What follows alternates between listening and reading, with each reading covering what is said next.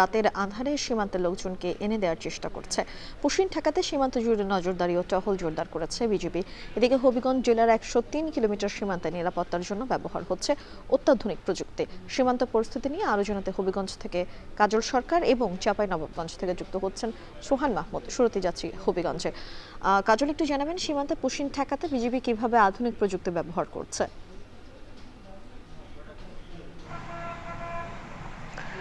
মিম, যেটি বলছিলেন আপনি, হবিগঞ্জে 103 কিলোমিটার সীমান্ত রয়েছে। বিশেষ করে চুনারুঘাট এবং মাধবপুর এই দুটি উপজেলা সাথেই মূলত ভারতের যে সীমান্ত সেটি রয়েছে, এবং অন্যান্য সীমান্তের চেয়ে হবিগঞ্জের সীমান্ত অনেকটা কঠিন, কেননা এখানে পাহাড়ি টিলা এবং জঙ্গলে ঘেরা পুরো সীমান্ত। ফলে বিজিবিকে যে সতর্কতা অবলম্বন করতে হচ্ছে সেই ক্ষেত্রে অতিরিক্ত চ্যালেঞ্জ নিতে হচ্ছে। তবে 55 বিজিবি আমাকে যেটি জানিয়েছে যে এখন পর্যন্ত পশ্চিমের কোনো চেষ্টার ঘটনা হবিগঞ্জের যে সীমান্ত রয়েছে সেদিক দিয়ে হয়নি। এরপরও তারা কঠোর যে নিরাপত্তা ব্যবস্থা সেটি জোরদার করেছে। বিশেষ করে দিনের আলোতে যেমন নিরাপত্তা ব্যবস্থা জোরদার করেছে, একই সাথে রাতে যেহেতু আসলে পুশিনের চেষ্টা সবচেয়ে বেশি হচ্ছে, সেই ক্ষেত্রে রাতের আধারেও তারা যে নিরাপত্তা সেটি কঠোর করেছে। বিশেষ করে দিনের বেলা যেমন ড্রোন কিংবা যে দূরবীক্ষণ যে যন্ত্র রয়েছে সেগুলো ব্যবহার করা হচ্ছে, একই সাথে রাতেও অত্যাধুনিক যে প্রযুক্তির ড্রোন সেটি ব্যবহার করে সীমান্তে পাহারা দিচ্ছে। একই সাথে দূরবীক্ষণ যে যন্ত্র সেগুলো কিন্তু দিয়ে সীমান্ত সেটি পাহারা দেওয়া হচ্ছে। তবে যেটি বলছিলাম শুরুতে, যে হবিগঞ্জ সীমান্ত যেহেতু অনেকটা কঠিন একটি সীমান্ত, সেখানে পাহাড় টিলা এবং অরণ্য ঘেরা, সেই ক্ষেত্রে অনেকটা চ্যালেঞ্জ নিতে হচ্ছে। বিশেষ করে চুনারুঘাটের রেমা কালেঙ্গা, যেটি বাংলাদেশের দ্বিতীয় বৃহত্তম বনাঞ্চল, সেই বনাঞ্চল দিয়ে আসলে এর আগেও পুশিনের ঘটনা ঘটেছিল। ফলে এই সীমান্ত এলাকা দিয়ে আসলে বিজিবি সবচেয়ে বেশি নজর রাখছে। এর বাহিরে সাতচুরি জাতীয় উদ্যান এলাকাতেও আমরা দেখেছি যে কঠোর নিরাপত্তা ব্যবস্থা সেখানে নিশ্চিত করেছে। বিশেষ করে 16টি বিউপি যেটি রয়েছে, 55 সবাই আসলে যারা ঈদের ছুটিতে ছিলেন তাদেরকেও ফিরিয়ে নিয়ে আসা হয়েছে, যেন পুশিনের কোনো ঘটনা না ঘটে। সেই জন্য বিজিবি স্থানীয় যে জনপ্রতিনিধি রয়েছেন, গ্রামবাসী রয়েছেন, কিংবা আনসার বিডিপি রয়েছেন, তাদের সঙ্গে দফায় দফায় তারা মিটিং করছেন, যেন কোনো দিক দিয়ে পুশিনের যে ঘটনা সেটি যদি তারা প্রত্যক্ষ করতে পারেন, সেই ক্ষেত্রে যেন তাৎক্ষণিক বিজিবিকে তারা ইনফরমেশন দেন। এই ছিল হবিগঞ্জের যে সীমান্তের যে পুশিংয়ের সবশেষ তথ্য। মিম,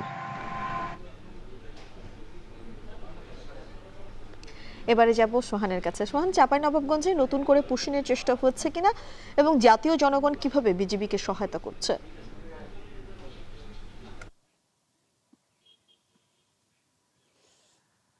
মিম, সারা দেশের মতোই চাঁপাইনবাবগঞ্জের বিভিন্ন সীমান্ত দিয়েই বাংলাদেশিদের দেশে পুশিনের চেষ্টা করছে ভারতীয় সীমান্তরক্ষী বাহিনী বিএসএফ।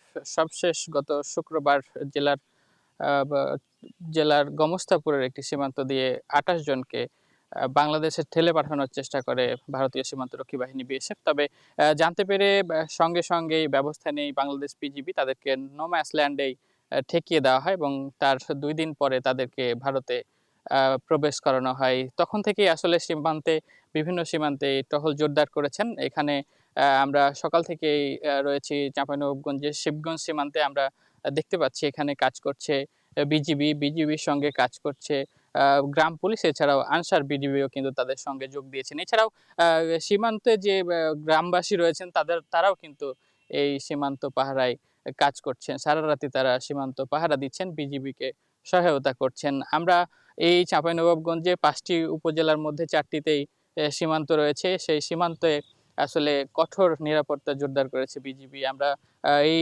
চাঁপাইনবাবগঞ্জে 3টি বিজিবি ব্যাটালিয়ন কাজ করে, 59 বিজিবি, 53 বিজিবি এবং 16 বিজিবি। তাদের সঙ্গে কথা বলছিলাম, কোনোভাবেই এই পুশিনের ঘটনা যেন না ঘটানো হয় সে ব্যবস্থা করা হয়েছে বলে আমাদেরকে জানিয়েছেন। আমরা সকাল থেকে যেহেতু কথা বলছিলাম, তারা বলছেন বিএসএফ আসলে সীমান্ত আইন লঙ্ঘন করে বাংলাদেশিদের ঠেলে পাঠাচ্ছে। মুসলমান তকমা দিয়ে এটি কোনোভাবেই হতে দেওয়া হবে না বলে আমাদেরকে জানিয়েছে। তারা বলছেন এটি আসলে আইনি প্রক্রিয়ার মাধ্যমে তাদেরকে বাংলাদেশে ফেরত পাঠালে তাদের জন্য ভালো।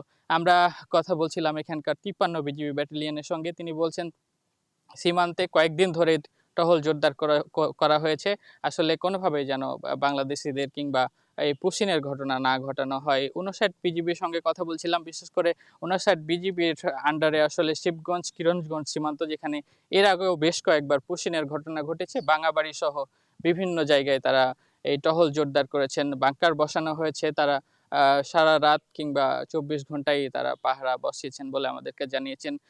যারা কাজ করছেন এখানে গ্রাম পুলিশ, তারা এর আগে এমন অভিজ্ঞতা ছিল না, তবে তারা গ্রামবাসীর সঙ্গে আসলে কাঁধে কাঁধ মিলিয়ে কাজ করছেন। তো এই ছিল মিম আমার কাছে চাঁপাইনবাবগঞ্জের সীমান্ত থেকে সবশেষ। সীমান্তে পুশিন নিয়ে বিস্তারিত জানাচ্ছিলেন চাঁপাইনবাবগঞ্জ থেকে সহকর্মী সোহান মাহমুদ, এবং তার আগে হবিগঞ্জ থেকে যুক্ত হয়েছিলেন কাজল সরকার।